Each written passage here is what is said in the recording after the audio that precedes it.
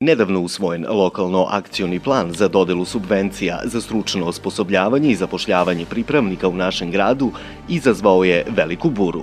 Prvo, oko izbora kandidata. Deo radne grupe koji je odlučivao o dodeli sredstava hteo je da progura kandidate iz budžetskih institucija, kojih i onako ima previše zaposlenih u odnosu na količinu posla u budžetskim institucijama.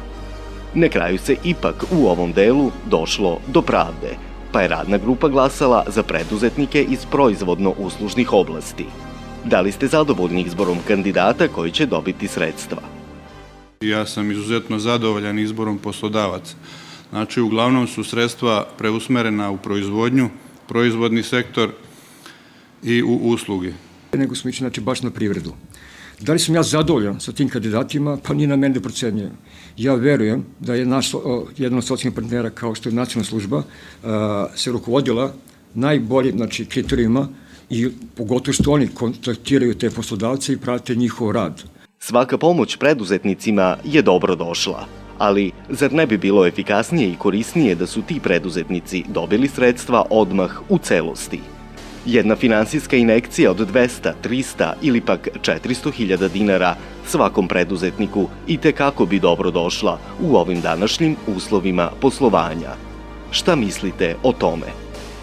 Naravno, kažem da bi trebalo možda i porazmisliti za sledeću godinu kod kreiranja tih mera, da li ta sredstva koja su predviđena za finansiranje pripravnika treba poslodavcu isplatiti u jednokratnom iznosu na račun, pa vršiti kontrolu isplate tih sredstava. Da li ima smisla da naša lokalna samouprava, koja je između ostalog već i kreditno prezadužena, izdvoji 5.100.000 dinara i uplati na račun Republike, a da se tamo sredstva kisele, umesto da se daju odmah preduzetnicima, kojima su namenjena i kojima bi to značilo?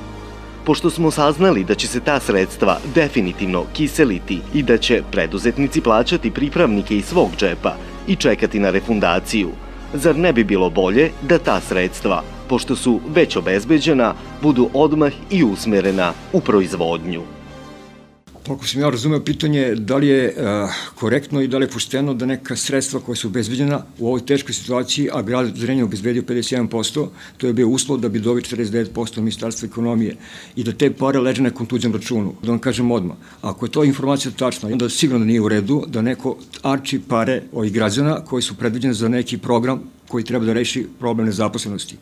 Pa ja se apsolutno slažem sa tom konstatacijom zato što smatram da, već ako pričamo o nekoj decentralizaciji i nekoj lokalnoj samoupravi, da bi ta samouprava lokalnog tipa trebala da se sopstvenim sredstvima, raspoloži na kako je najbolje zamislila, odnosno, da u samom startu tom nekom privatniku koji želi da zaposli nekoga, odnosno skine sa evidencije rada, ta sredstva odmah praktično uloži u tog čoveka. Tako da smatram da to što sad oni planiraju, tih 51% koliko sam uspela da razumem, od samouprave oduzetih, vraćati na kašikicu, mislim da to apsolutno nema smisla, to je besmislena činjenica što se dešava, ali evidentna činjenica da je to naša surova realnost. Laci Tot i Sanja Tomin su izrazili svoje nezadovoljstvo činjenicom da je naša lokalna samouprava obezbedila 51% sredstava, te je ta sredstva uplatila na račun budžeta Republike, a da privatni preduzetnici za zaposlene pripravnike neće dobiti ta sredstva odmah, nego će iz svog džepa plaćati mesečno pripravnike i čekati refundaciju od Nacionalne službe za zapošljavanje. Postavlja se pitanje zašto, kada su sredstva u celosti obezbeđena? Ko će u Beogradu koristiti ta sredstva i zašto se ne daju odmah preduzetnicima u Zrenjaninu, kojima su namenjena? Podsjetimo se Dinkićevih parola. Mi zapravo tražimo da se ta nepravda ispravi i da se uradi jedan obrnuti proces, to je decentralizacija, da se ojačaju svi gradovi i opštine u Srbiji, da zapravo najveći deo novca koji se ovde zaradi ostane u Zrenjaninu i da onda vi sami možete da radite i vaše lokalne puteve, da gradite škole, obdaništa, drugu infrastrukturu, da tamo gde imate problema sami razvijate svoj grad, da ne zavisite od nekih bogova, bilo da su oni iz republičke vlade, bilo da su iz Fonda za kapitalno ulaganja. Ovo je Mlađan Dinkić rekao pre par meseci prilikom gostovanja na našoj televiziji, a njegova dela govore drugačije. Naime, lokalni akcioni plan je usvojen na predlog i inicijativu Dinkićevog ministarstva, kojem pripada i Nacionalna služba za zapošljavanje. A centrala iz Beograda je propisala uputstva o načinu isplate obezbeđenih sredstava iz naše opštine, to jest pravila igre da lokalna samouprava plati avansno 51% u budžet Republike Srbije, a oni će nama refundirati na kašičicu. Čućemo izjavu predsednika komisije radne grupe Lacija Tota, koji se na otkrivene činjenice naše televizije isčuđavao i nakon što je već radna grupa izabrala kandidate kojima su odobrena sredstva. Da, dobro ste čuli, odobrena. Ali drugi je padež kada i kako će im sredstva biti isplaćena. Mi smo na raspisani konkurs koji je bio od strane ministarstva prišli vrlo svesno. Ako obezbedimo 51% nekih sredstava za neke naše prioritete ili kriterijume koje hoćemo ovde u gradu da radimo i koliko para možemo, mi dobijemo 49 na to. Prema tome, mi smo donijeli jedan lokalni akcioni plan, evo ga, ja ga imam ovde, znate sad kada je donet 30. novembra 2010. godine, znači za 2012. godinu ušao u budžet za ovu godinu, decentralizaciju koju spominjete i da neko drugi sada raspolaže parama koje grad i ovaj lokalni akcioni, lokalni savjet zapošljavanja sa svim socijalnim partnerima, znači doneo, verujte, ja ne mogu da prihvatim. Ovde nigde ne stoji da parama raspolaže neko van ovoga grada. Niko nema pravo da raspolaže parama koje je grad obezbedio za program, znači zapošljavanja. Mi hoćemo kroz našu ideju decentralizacije zapravo da ojačamo sve gradove i opštine u Srbiji. Jedini grad koji ne bi više dobio nikakav transfer iz republičkog budžeta bio je Beograd. Lokalni akcioni plan je usvojen na predlog i inicijativu Ministarstva ekonomije i financija, to jest Dinkićevog ministarstva. Kako onda da objasnimo decentralizaciju Mlađana Dinkića, da naša opština obezbedi 51%, a budžet Republike Srbije 49%, a da Beograd propisuje proceduru isplate, to jest da na kašičicu dele naše pare? Pa ako već pričamo o decentralizaciji, onda pretpostavljam da sama reč decentralizacija, pretpostavljam, znači da to treba na lokalnoj samoupravi dozvoliti ljudima da sami raspolažu sa sopstvenim sredstvima. Znači, ne sada, na primer, da vi uslovljavate nekoga šta će uraditi sa sopstvenim novcem. Znači, uzmete mu dobar deo, odnosno 51%, i posle mu vraćate na kašikicu. Što znači da vi u bukvalnom smislu raspolažete tuđim sredstvima.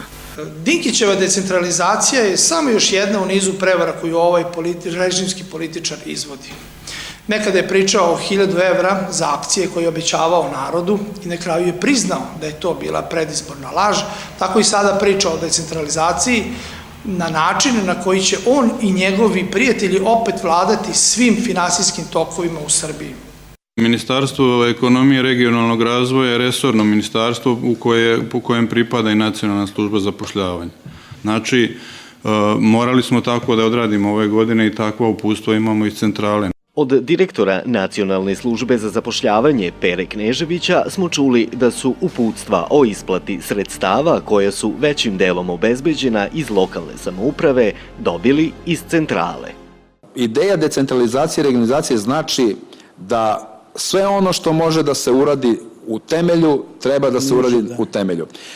Da se kuća gradi od temelja ka vrhu, a ne od vrha ka temelju. Lepo rečeno, to je suština i tako bi trebalo da bude. Ide se od temelja, to znamo svi. Ako su udareni dobri temelji, uspeh do vrha je zagarantovan.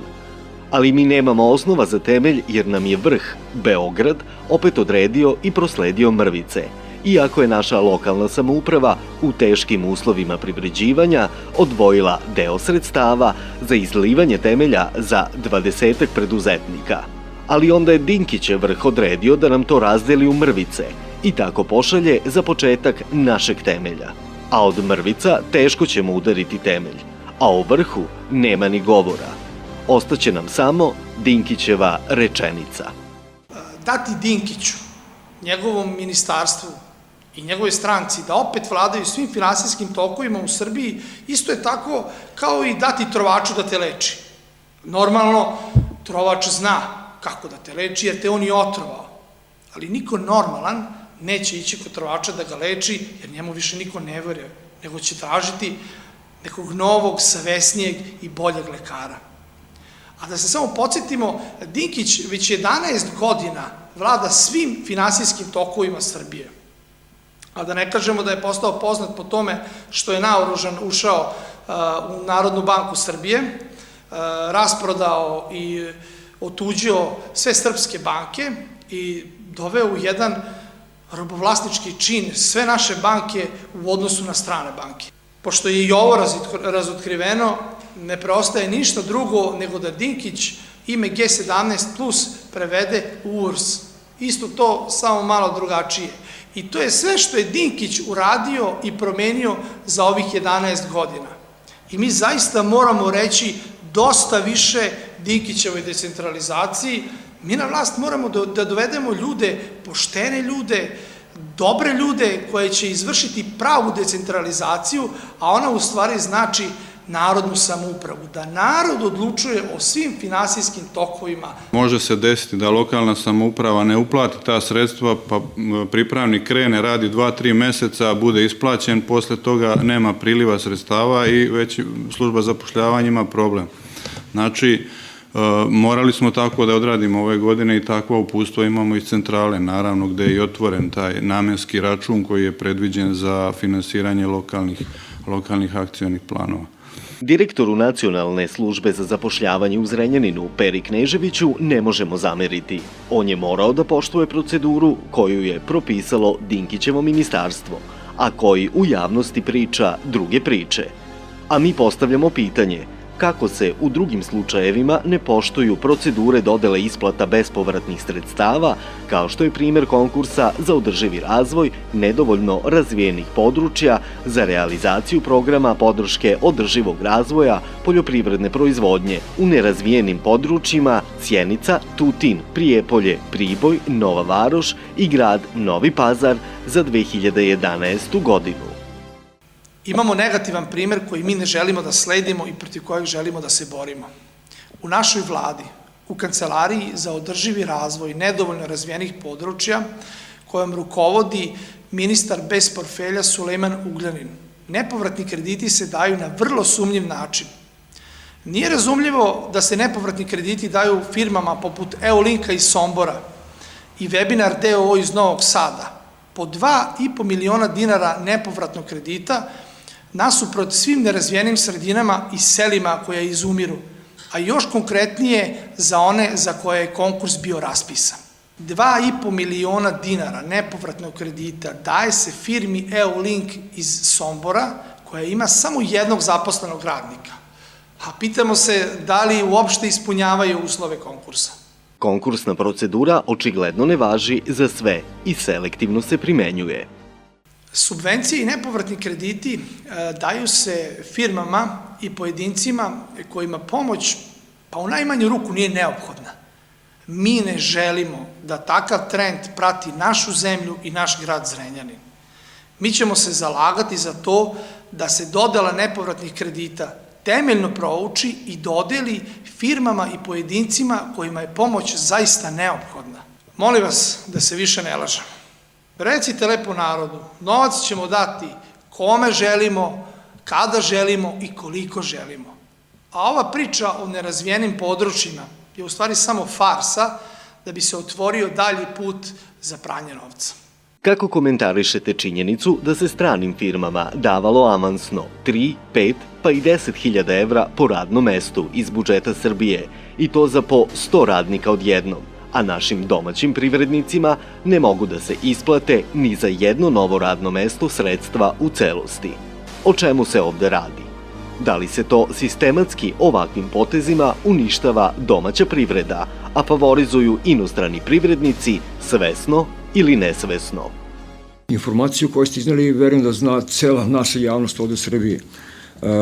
Da, sigurno da su te subvencije tim stranim investitorima stavljene u neki povoljni položaj nego neki naši investitori, što se ja ne mogu složiti.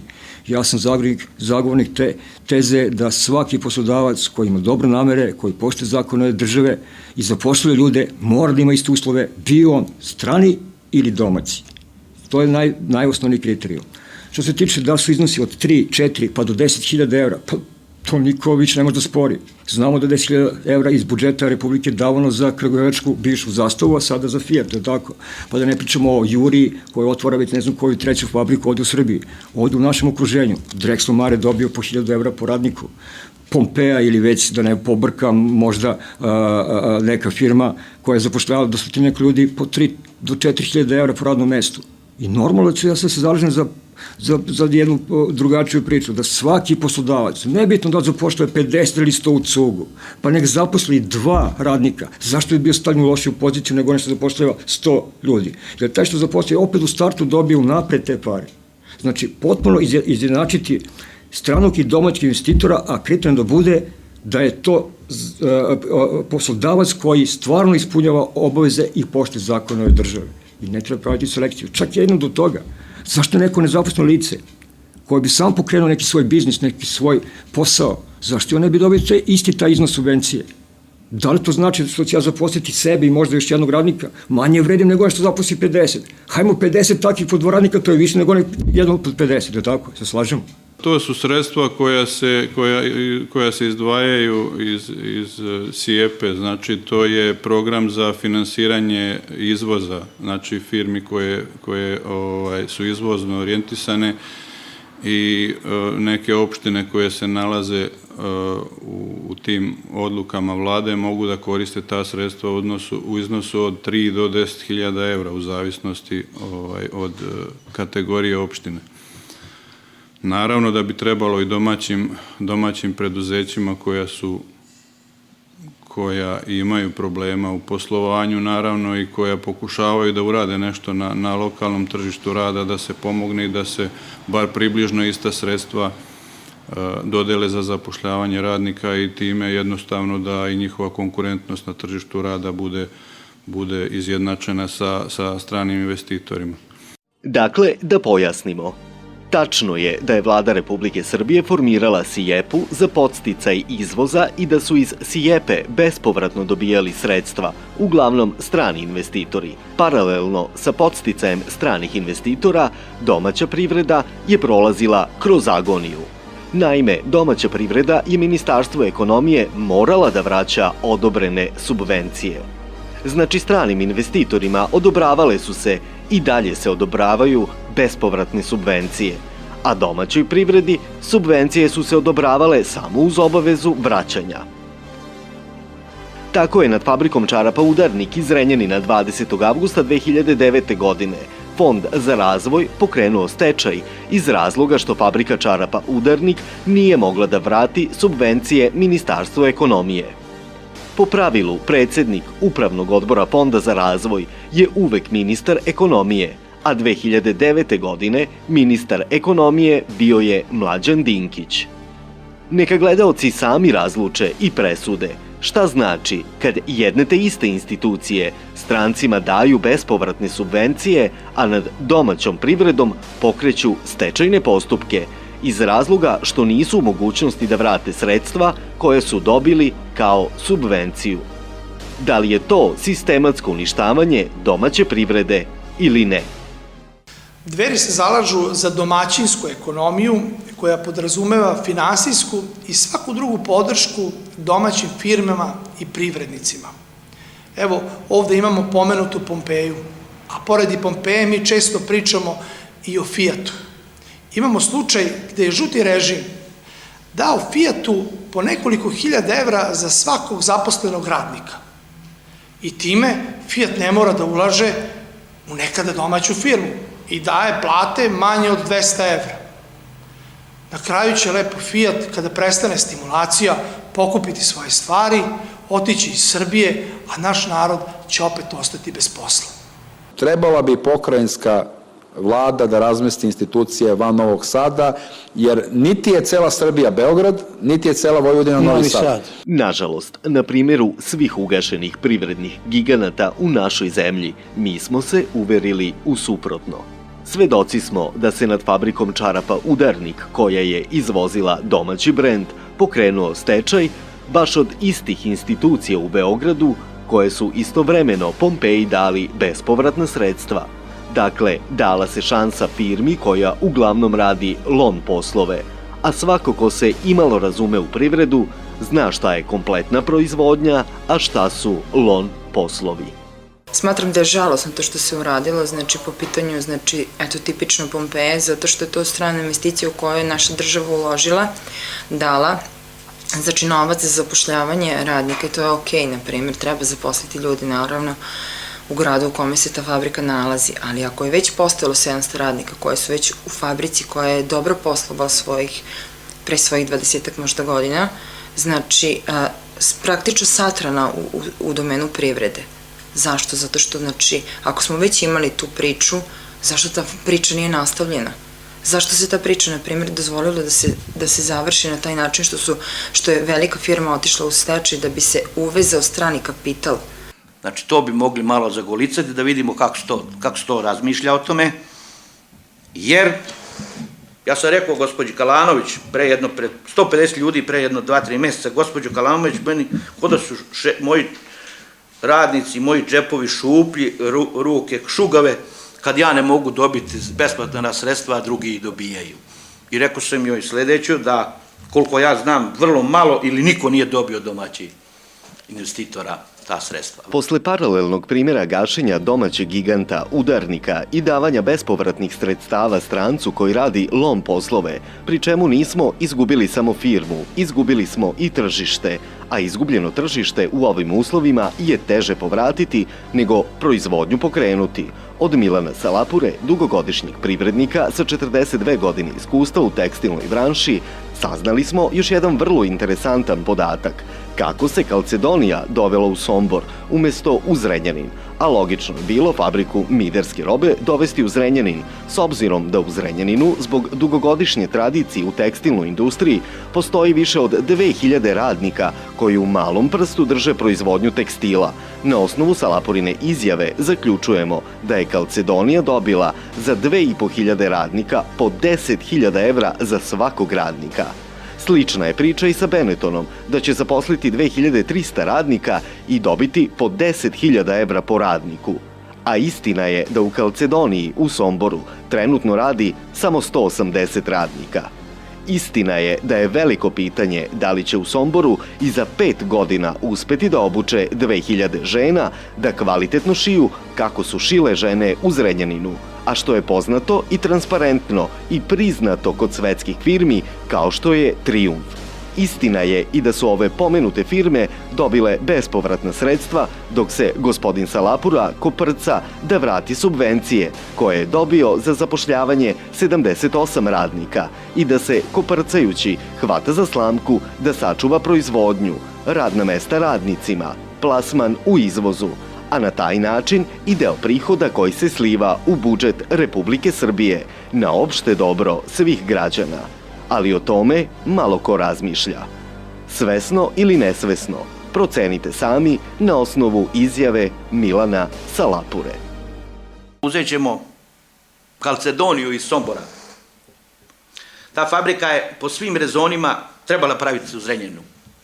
Ja sam upravo zbog toga i kupio plac na Bagljašu da pravim fabriku miderske robe i kupaćih kostima, od koje ni ja i danas nisam odustao, iako sam ja u godinama ovim kojim jesam. Ali u Slogi sam radio, u Slogi sam sve zaradio i naučio.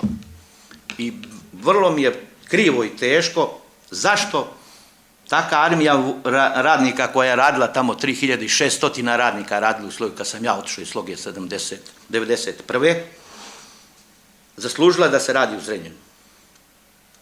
Jer siguran sam da u Zrenjaninu zbog toga, zbog druge tradicije, znači u miderskoj robi, kupaćem programu, u čarapama, u tepisima, u šeširima, ima jedan veliki broj dece da su u genima nose to, da li od majke, da li od oca. Mi odnesemo fabriku miderske robe i kupaćih kostima u Sombor, gdje nikada to nije rađeno. I tu sam pročito da će oni zaposliti 2.500 radnika i da su dobili po svakom radniku za 2.500 radnika po 4-5.000 eura nepovratno. To je problem, znači, a znam da sada u ovom trenutku tamo nema nek 180 radnika. Ida koja vodi taj pogon, ja sam bio kod nje i pitao je, ona je rekla, ja ću napraviti ovdje fabriku sigurno od 1.500 radnika. Ja sam njoj rekao, Aida, kad budeš ti imala u Somboru 1.500 žena da šiju brusaltere i kupaće, ja se objestim ovdje na sred kruga. Ista ta priča je sad u Niteksu. Benetton je dolje ušao, rečeno da će zaposliti 2.300 radnika, da će dobiti po 10.000 eura po radniku. Znam od prijatelja, obzirom da ja poznam sve jednu tekstilnu fabriku u Srbiji, a i u celom regionu, danas znam da su raspisali konkurs za prvi 150 radnika da prime, da uče da šiju, i to uglavnom do 35 godina starosti. E sad, da li će nakupiti toliko dolje 2.300 radnika, tako mladi, čisto sumnjam, ali ajde nek bude tako, to su želje gledalaca, verovatno i slušalaca. Znam da su stranci dobijeli, konkretno u Zrenjaninu su dobili Pompeja, Draxmajer, ko još tu ima. Verovatno je to procena vlade da je to dobro zbog zapošljavanja radnika, ako nema zloupotreba. Ako ima zloupotreba, onda ja ne znam, nek se neko drugi tim pozabavi. Znam da kod mene, ja sam dobio za zapošljavanje po radniku 72.000, kad je došlo kriza i kad nisam mogao, morao sam stati i sad me to kolje, pokušat ću da to izravnam za 4-5 meseci, to je obaveza moja prema Nacionalnoj službi za zapošljavanje, a dobio sam za 45 prvi put i drugi put za 34. Ne znam s kim da izravnam račune ko je u pravu, da li sam ja opravdao ta sredstva ili nisam.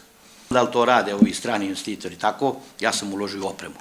Znači, sve pare koje sam dobio od države za zapošljavanje radnika, sam kupio mašine, šivaće, kupio minibus da mu vodne radnike, moji radnici, niko ne ide gradskim autobusom, imam svoj prevoz, znači ujutru i doveze, posle podne i odveze, vidite ga tu u dvorištu. Dakle, nije Milan Salapura pojao sredstva sa svojom porodicom ili sa svojim radnicima, nego smo sve uložili u mašine. Budimo realni, i strane investicije su nam itekako dobrodošle. Svi smo željno očekivali strane investitore, očekujući da ulože u našu zemlju, da donesu kapital, a ne da im mi odobravamo bespovratna sredstva da bi zaposlili našu decu, dajući im minimalce, a kad negde u Africi ili Kini ugovore jeftiniju radnu snagu, da razmontiraju svoje montažne hale i odu. A to će bar biti vrlo lako, s obzirom da ništa značajnije u našu zemlju nisu uložili, osim montažnih hala i lakih demontažnih mašina, pošto nema ni govora o većoj, teškoj industriji kojoj smo se nadali. Pa šta ja znam, mislim da su strani investitori potrebni ko nasušna, ko voda, ko hrana, ali pravi oni koji donose i opremu i pare i koji imaju programe. Ne znam kako ćemo oni razumeti ako to neko bude od njih gledao, ali mislim da su oni svi došli ovde zato što je kod nas najjeftinija radna snaga sada na svetu. I u Kini je povećale plate.